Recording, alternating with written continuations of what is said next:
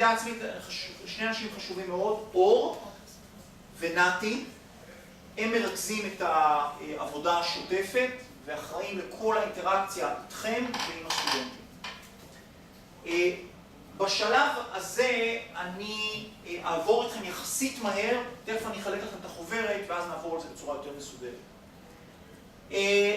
יש לנו 3 סוגים של דברים, חשוב שתדעו את ההבדל ביניהם ולא תתבלבלו. אם אתם נרשמתם להנחות מישהו בסדנה, התוצר זה מה שהוא עובד. אם נרשמתם לפרויקט, התוצר זה מסמך ניתוח. אם נרשמתם לסמינר, התוצר זה עבודה מחקרית. חשוב לשים לזה ותהיו מסוגרנים עם זה. אתה אומר ניתוח, אתה מתכוון גם אפיון? ניתוח או אפיון, תלוי מה שאתה תגדירו, אבל התוצאה מבחינתי, הוא לא צריך לבחור 1,000 דברים. בסמינר יש לו שאלת מחקר, אתה יודע, קלאסית. בפרויקט, התוצאה היא אפיון. העקרונות המרכזיים של הלמידה העצמית זה התלמיד, יוזם, מנהל ומוביל, תוך עמידה בלוח זמנים. אתם לא צריכים להתקשר לתלמיד, לא חזרת אליו. אל תעשו את זה פשוט, מצידי שיקשר. הוא צריך לדחוף אתכם, הוא צריך להציג לכם, הוא צריך לפגוש אתכם, הוא צריך לבוא מתי שאתם וכו'. תזכרו שאין לכם אלוקציה של הרבה זמן עם הסטודנט. אני רוצה שתשקיעו בכל סטודנט 4 שעות. 4 שעות על כל הסמסטר, זה נמשך סמסטר. תכף תראו איפה זה נכנס בדיוק. אז שימו לב שהוא צריך לנהל ולהוביל את הדבר הזה. כי אנחנו דוחפים אותו להגדיר הגדרה מדויקת של תהליך עבודה ותוצרים. תכף תראו את זה בצורה פרטנית. בסמינרים זה עבודה עצמית נטו, אין בזוגות. בפרויקטים וסדנאות לפעמים יש זוגות ולפעמים יש שלשות, אבל זה מקרה קיצוני. זה מקרה קיצוני שמוכיח לנו שהם רוצים ושיש סיבה אמיתית וכו'. אנחנו לא מעודדים את זה, אבל אנחנו מאפשרים את זה. קצת מספרים, בשנה הבאה אנחנו צריכים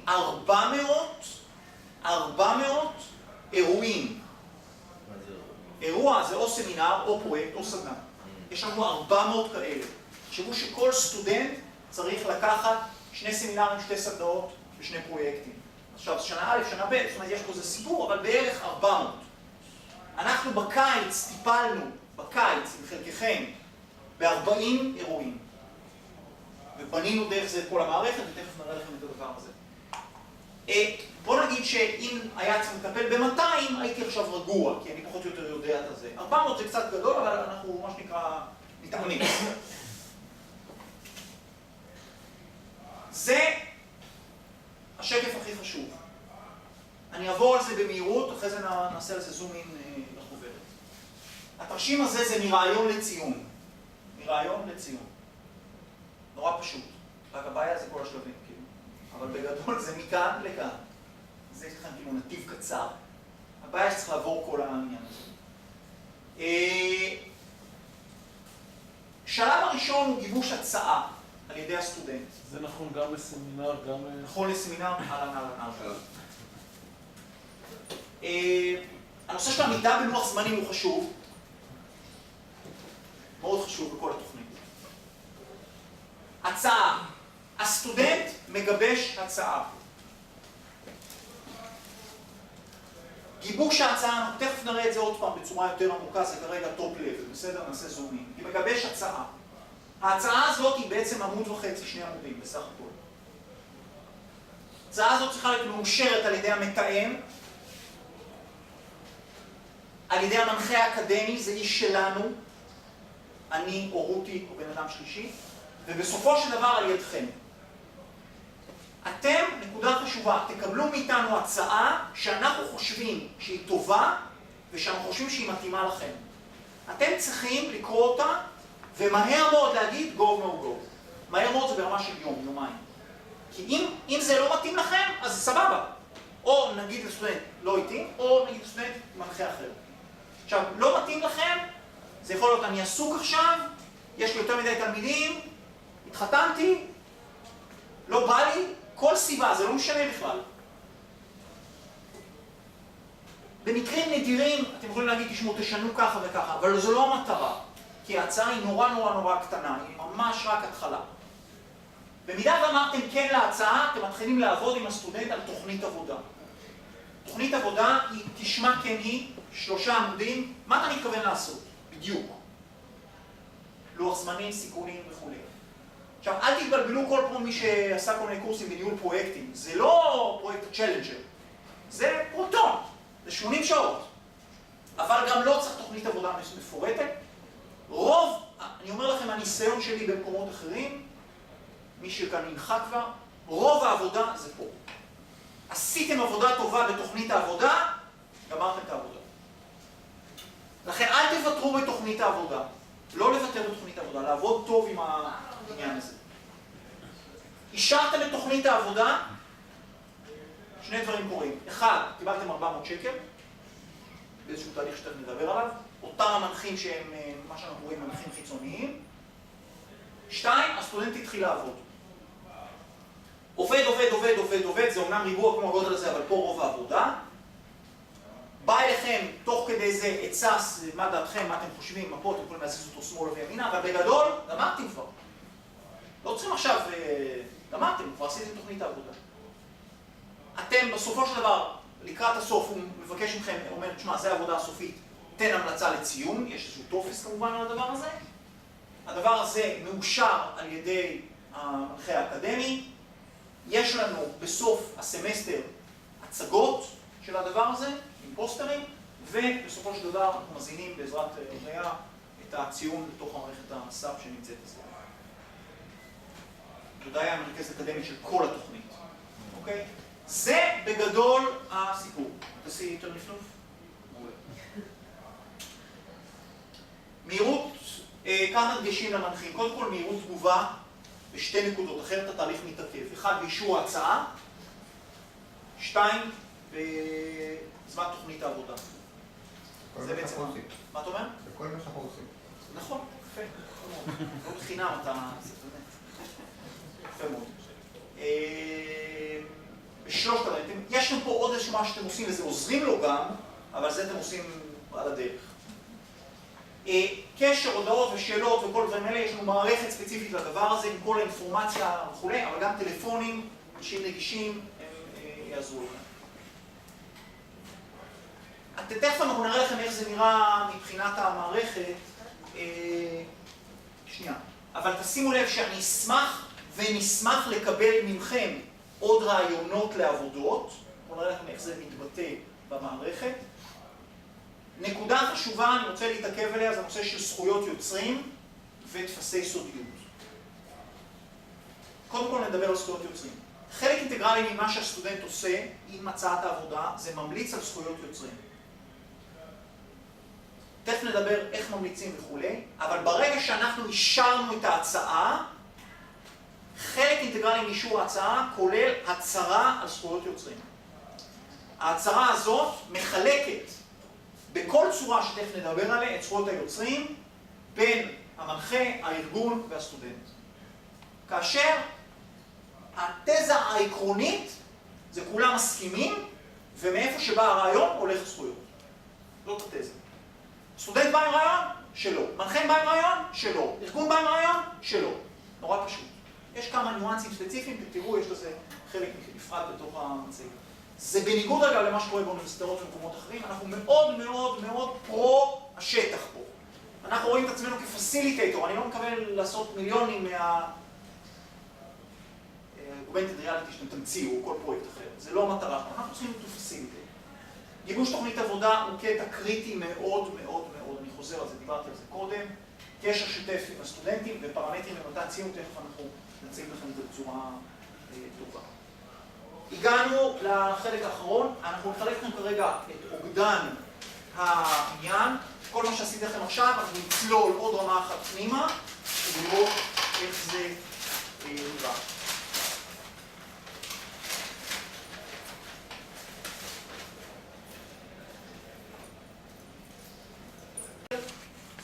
ואיך זה נראה מהכיוון שלכם.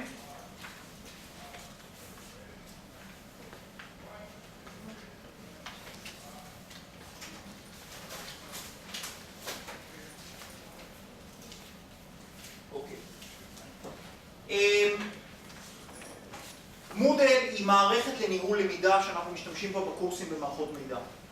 בתוך המערכת הזאת יש אזורים לכל מיני תתי פרויקטים. זה הצורה שבה הסטודנטים רואים את המידע שאנחנו נותנים להם על המערכת. אתם גם תקבלו היום סיסמה למערכת אחרת שמיועדת לקשר בינינו. אבל כרגע אני מסתכל על זה ברמת הסטודנטים, בזווית הראייה של הסטודנט. מה יש לנו כאן באוגדן המנחים? קודם כל יש לנו 5 חלקים. קודם כל, רקע כללי על כל הנושא של הלמידה העצמית. נותן לנו קצת יותר בשר ממה שהסברתי כרגע. 2, חוברת תוצרים. זה הגדרה מדויקת של אנחנו נתנו לסטודנטים מה אנחנו מצפים מהם בכל אחד מהשלבים. 3, כל הנושא של זכויות יוצרים. ד', יש לנו תבניות ודוגמאות להצעות ותוכניות עבודה. הנחיות למתן ציון. אני אקדים ואומר שיש פה מילה אחת שהיא חשובה, וזו המילה בטא. זה פעם ראשונה שאנחנו מריצים את זה, הרצנו את זה עכשיו בקיץ, אתם כבר עכשיו קצת יותר יודעים בצורה יותר פרטנית מה אנחנו עושים. בטוח יהיו דברים שנצטרך לשפר, אבל בדיוק בשביל זה אנחנו כאן. אנחנו ניפגש בדיוק בעוד פגישה כזאת בתחילת הסמסטר הבא, בשביל להבין את זה. אבל בסך הכל אנחנו כרגע מרגישים די טוב עם המערכת. נעבור על זה במהירות. יש לכם כאן הגדרה מפורטת, שוב, של הדברים האלו. שוב, הנושא של העקרונות. אתם מקבלים את זה בצורה ברורה. כל ההגדרות שלנו, איך אנחנו מסתכלים על זה, מה זה מנחה מקצועי, סוגים של מנחה מקצועי, יש כאן אנשים שמנחים מקצועיים, חיצוניים, פנימיים וכו'.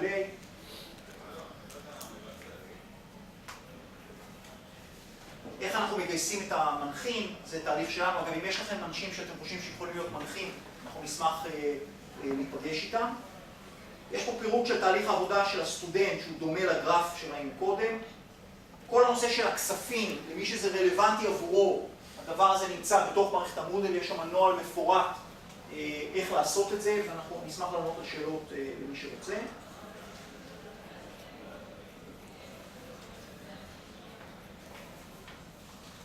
זה מה שאנחנו מבקשים מהם לעשות בסמינר. אתם רואים שזה מאוד פשוט. הצעת עבודה, תוכנית עבודה והגשה הסופית. אותו דבר בפרויקט, הצעת עבודה, תוכנית עבודה והפרויקט הסופי. אותו הדבר בסדנה. הצעה, תוכנית והגשה סופית. אחד מהדברים שאנחנו מבקשים מהם לעשות כחלק מהגשת תוכנית העבודה זה מסמך בסגנון הזה. מאוד פשוט, אבל עשית את זה, אתה יודע מה אתה עושה. מה המשימות, איך אתה מפזר אותם על הלוח, כמה שעות אתה משקיע בכל משימה. בסך הכל השעות שאתה הולך לעבוד. נורא פשוט, לא להסתבך. אני כאילו אומר, לא פרויקט ולא זה. טבלה, שעות, עבודה. לא תתחיל עכשיו לעשות יום לימודים ארוך. כל הנושא של זכויות יוצרים. בסופו של דבר, למי שכאן בא מהתעשייה וזה חשוב לו, הסטודנט מקבל נייר. הסטודנט, המנחה, המכללה, כולם מקבלים נייר שכל הארגונים חתומים עליו, שמקצה בעצם את הזכויות מראש. זה חשוב כי לחלק מהאנשים כאן זה נושא מאוד קריטי. אנחנו גם רוצים שלא לפחד להביא פה רעיונות יצירתיים, אנחנו מקצים את כל הזכויות. מי שאגב נמצא בסיטואציה שצריך לחתום על סודיות מול החברה, סודיות מסחרית, לא מדבר על סודיות ביטחונית, סודיות מסחרית מול החברה, חותם את זה באופן אישי מול החברה, אנחנו רוצים רק לאשר את זה. לגבי סודיות ביטחונית, יש לנו מעט מקרים של סודיות ביטחונית, אבל יש לנו פה כמה בודקים, כמה מנחים שהם מאושרים לדבר הזה. אנחנו לא כל כך מודדים את זה, אבל אם זה יקרה, זה יקרה. ככה נראית ההצעה שלו. הנה דוגמאות להצעות. יש לנו פה בכוונה, המצאנו פה פה כמה דוגמאות, להראות לכם איך זה נראה. הנה תוכנית עבודה קצת יותר מלאה. מבחינתי קצת יותר מדי בשר בתוכנית עבודה הזאת, אבל רק לתת לכם איך זה נראה. סטודנטים אגב גם מקבלים בדיוק אותו הדבר. עוד דוגמה להצעה, תוכנית עבודה וכו'. כל הנושא של מתן ציון, כיוון שאנחנו בעצמנו עוד לא התנסינו בו, אז הייתי אומר, זה במצב של טיוטה, אבל יש לכם פה הנחיות עקרוניות למתן ציון. אנחנו נפרסם את זה גם לסטודנטים, שפחות הסטודנטים ידעו על פי מה הם מציינים אותה. אתם תקבלו גם טופס מיוחד איך לתת את זה. יש הגדרה של תוצר סופי? כן. טמפלט של עבודה סופית? אין הגדרה. יש הגדרה מדויקת, אם תסתכל בחוברת, בכל אחד מהאלמנטים, בסמינר, בסדנה וכו', יש הגדרה מדויקת של התוצאה. איפה התוצר הסופי? פה, התוצר הסופי מוגדר כאן. מצגת הסופית עד 20 שקפים. אתה רואה? לא, מה התוצר? התוצר הוא מבנה עבודת הסדנה, מצגת פלוס סרטון, הגשה סופית. כתוב לך בדיוק מה זה התוצר? זה התוצר. לא מסמך אפיון למשל? בסדנה זה התוצר, בפרויקט תוצר אחר, בסמינר תוצר אחר, מוגדר. בסדר, גם מצגת, השאלה אם לא כדאי להגביר איזה טמפלט. מוגדר, תסתכל, תקרא, תפתח במקום המתאים, לך על זה. תסדר. יכול להגיד שזה לא מספיק טוב, אבל זה שם. עכשיו, גם בנושא מחקר, למה אתם מתכוונים מחקר? זה שאלה מצוינת. מחקר. מחקר עושים מחקר כמו באקדמיה שאתה עושה? כן, שאלת מחקר, שאלת מחקר, שיטת מחקר, כרגיל. כן? למדו שיטות מחקר ולמדו... לומדים, לא זה. למה אתה שואל במופלא ממך? הם צריכים לדעת, לא למדו, ילמדו. כן. והיה ועלו על איזשהו רעיון, פרויקט, כמה שלא יש, שיש לו גם אופציה להמשך בשנה אחרי זה. יפה, שאלה מצוינת, בהחלט אפשר לעשות המשך, כלומר, אפשר לעשות סמינר, אבי, CRM של 2040. יפה, עכשיו הוא עובד על זה, אמר, בוא'נה, חטפתי רעיון גדול, הוא עושה פרויקט, תכנון CRM 2040, אחרי שהתכנון מושלם, הוא עושה סדנה, הוא מממש את זה. סבבה. עכשיו, נגיד שהפרויקט גדול מדי, רגע, וזה 80 שעות לראשון, וכמה זה הסדנה? 80, בערך. זה לא בדיוק ככה, לסמינר יש קצת יותר שעות. סכום השעות הוא 14 כפול 3 כפול 2. זה לפרויקט וסדנה, ולסמינר זה 14 כפול 4. והתוצר הסופי הוא מוגבל לכלי מסוים או שלא? לא. איזה כלי שהם רוצים? מה שבא לו. מה שבא לו. צריך להגדיר, זה תוכנית עבודה. ואני חושב שהגענו לפרק השאלות, נכון? או? יש להם גישה לנוהל מפתח? כן, יש פה עותק של נוהל מפתח. כי הם לא ידעו מה זה, כלומר שאני... לא ידעו, הם ידעו. נכון, נתי?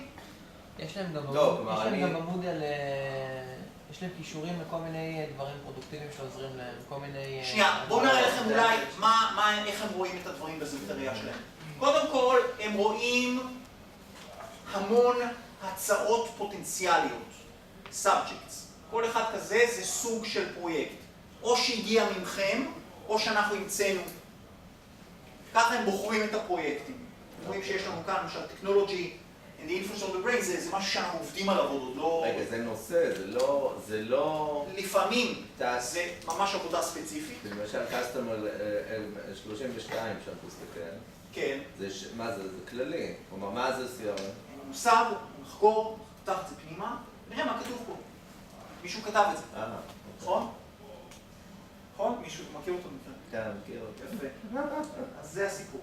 עכשיו, לפעמים זה כללי, לפעמים זה ספציפי, לפעמים זה טמפלט.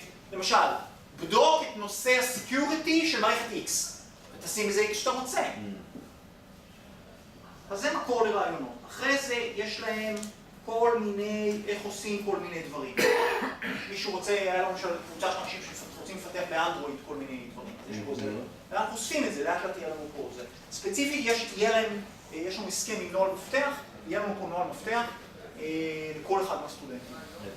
כי אני בינתיים שלחתי להם דוגמאות שלי, אבל... בסדר, מעולה. הבנתי שאין להם... מעולה, ואתה יכול גם לשלוח לנתי, והוא מיד דף שזה קופירייט.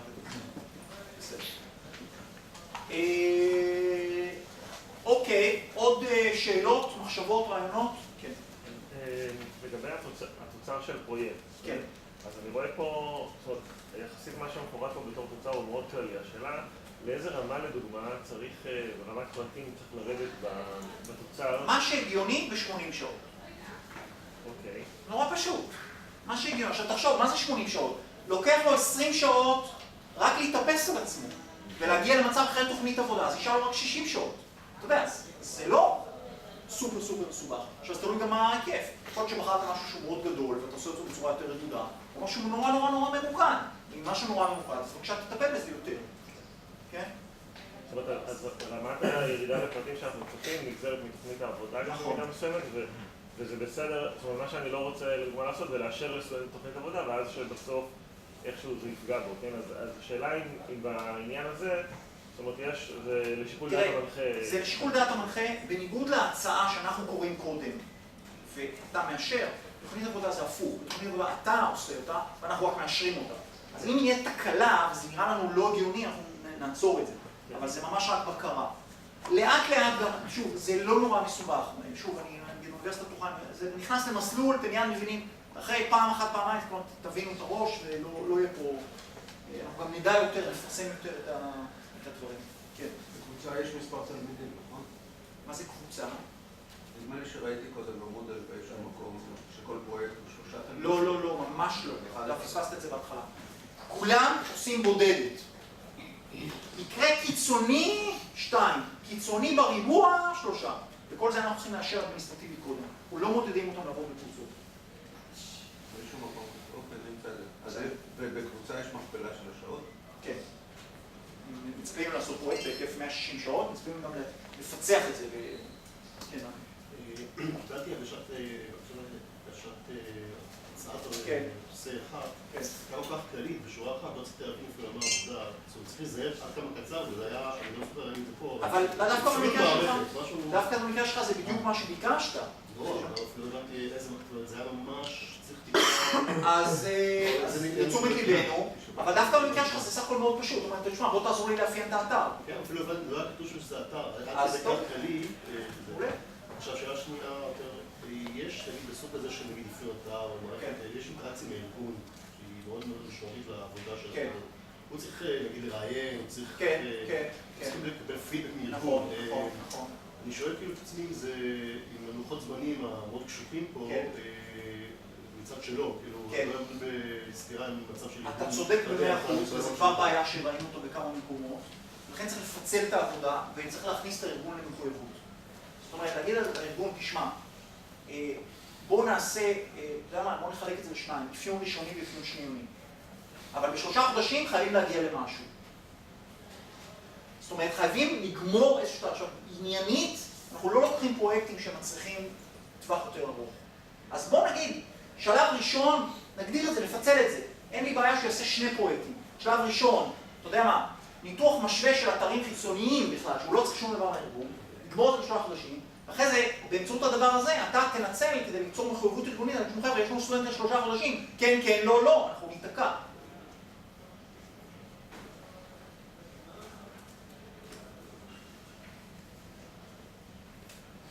כן. 3 שאלות. שאלה אחת לגבי נושא של זכויות יוצרים. התוצרים של הסטודנטים נשמרים או מועברים באיזושהי מערכת דיגיטלית? כן. הם מגישים את כל הדבר הזה בתוך המערכת הזאת. אפשר להימנע מזה בפרויקטים שבהם יש אלמנט של סודיות? לא, אי אפשר. כי זאת המערכת שמנהלת את זה, המערכת הזאת חשופים 5 אנשים. בסך הכל. זה המערכת, זאת אומרת, הם מגישים את ההצעות פה, אתם יכולים לראות... אני אראה לכם שנייה, זה מנוהל מאצלנו. שנייה, את המערכת המנהלת, את הטבלה שמסתכלים. ההצעות פה, זה הכל בתוך. אפשר להגיע לאיזשהו הסכם סודיות עם הארגון באופן כללי בשביל לחסוך את כל ה... חוץ מאיזו הצהרה שאפשר לתת אותה, כן. תראה, הסכם הזכויות הוא מה שחשוב פה. מצד אחד כן, מצד שני הסכם הסודיות הוא חשוב לא פחות למי שיש לו... סבבה, תיזום את זה, זה כן. שאלה שנייה לגבי התוצרים, בהנחה שיש תוצר שהוא, פרויקט שהוא אכן בסדר גודל יותר גדול מסטודנט אחד, האם אפשר בניהול שלי לפצל אותו לשניים, לתת לכל אחד חלק? כן, ותוצרים אבל הם צריכים תוצר, הם צריכים להיות במצב שיש להם תוצר נפרד.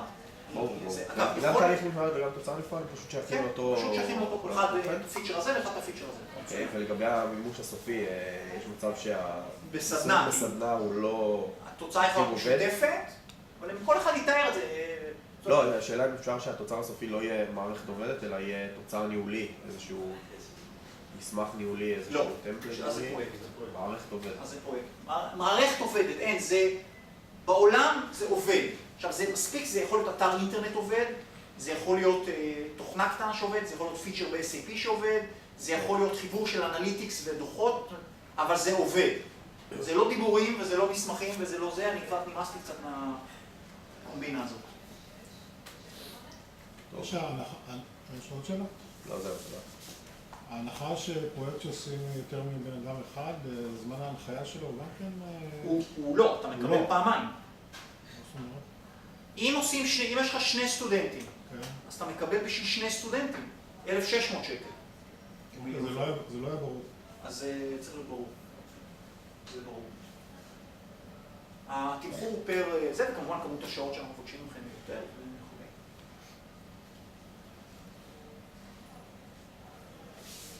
בואו נעשה ככה, תכף יהיו עוד שאלות, אבל בואו נעשה סבב מהיר רק לאנשים, להיכרות, וצפו בגדול איזה נושאים אתם מתעסקים בהם. אלעד אבואב, חברה היא גל קולבאם, חברה לדיגיטציה של מדיה אודיו-ויזואלית.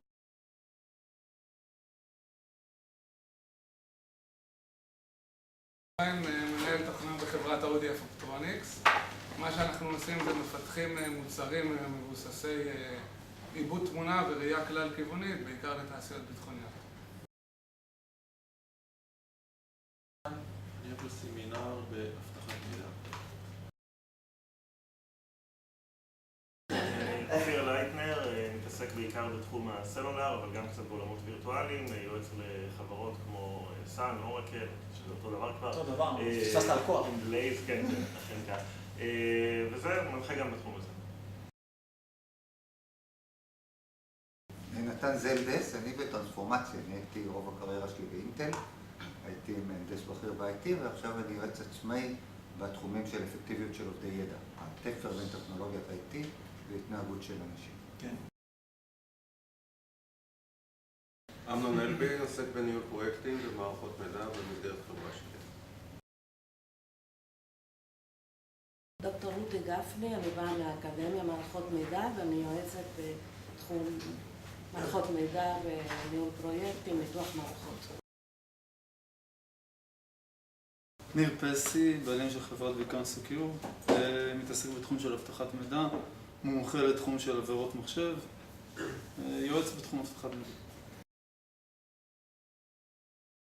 אני אמנון וידן, אני סמנכ"ל מרכז פרס לשלום, לא קשור לעניינים של מערכות מידע בהכרח, אבל יש לי גם ניסיון בעמותות וארגונים חברתיים אחרים, ואני בעיקר מעוניין בפרויקטים שתפורים למגזר השלישי ולבעיות האפיונים הייחודיים שלו, רביעי כבר זה בדור הבא, ולאפיונים המיוחדים של ארגוני מתנדבים וארגונים חברתיים. בתיה מצר, מנהלת ספריית המכללה. מה מתעניינת? יש הרבה היבטים, אפיון תעודת זהות של הספרייה, שכולל אתר, בלוג, טוויטר, פייסבוק, ומהצד השני, הכנת מערכת שעות לעבודה של הספרונים, וכל מה שבאמצע. שמי טל פלורנטין, אני מרצה ויועץ עצמאי בתחום של חוויית משתמש, ממשק משתמש, כל הפרויקטים שאני מבין בנקודת המפגש בין המשתמש לאיזשהו צורך עסקי, וניסיונות יצירתיים לפצח את זה קצת אחרת. קוראים לי אמין, אני עובד בהטמעת ושילוב טכנולוגיות חדשות, בעיקר במחשב, במערכת החינוך. צריך תשני כיועץ ומאמן בתחום של אסטרטגיה עסקית טכנולוגית, לשעבר סמנכ"ל מערכות מידע בקוקה קולה, באלו, חשוב הנדסי, מהנדס מכונות בתואר ראשון, תואר שני טיבם, מאוד הרבה מאוד ניסיון בתחום. אבי אסיס מחברת ויידלינק, חברת ייעוץ שמובילה בישראל בתחום ה-CRM ומערכות מידע, מרצה גם באוניברסיטת בן גוריון, תלמידי תואר שני בתעשייה וניהול, באוניברסיטת תל אביב בתחום מערכות שירות ו-CRM, ומעל 160 מאמרים בתחום ה-CRM.